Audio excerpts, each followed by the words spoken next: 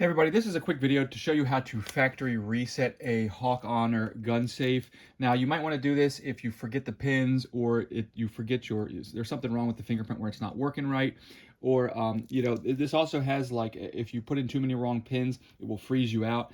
And so for some of these reasons, you might want to go ahead and do a factory reset. It will erase all the pins. It will restore the pin to the factory default of 1, 2, 3, 4, and it will remove the fingerprint.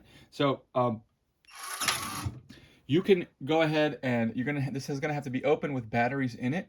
Now it has the key underneath. You can open it via the key. If nothing is working, you can just physically open it with the key. You need to get the key. Once you get it open, all we're gonna do is the set key is underneath here. So it's right here. So it's this deep in. It goes to here. It's this deep underneath here. You'll feel it. And you're just gonna hold it for 6 seconds until you get a long beep. There, I get that first beep. I keep holding. There we go, long beep. And now it's been reset, and now you'll see, I'll show you. Before you saw it open with my fingerprint. Now it won't open with my fingerprint anymore because it has deleted the fingerprint. So if you're interested in getting more information about this, you can go ahead and check the link below.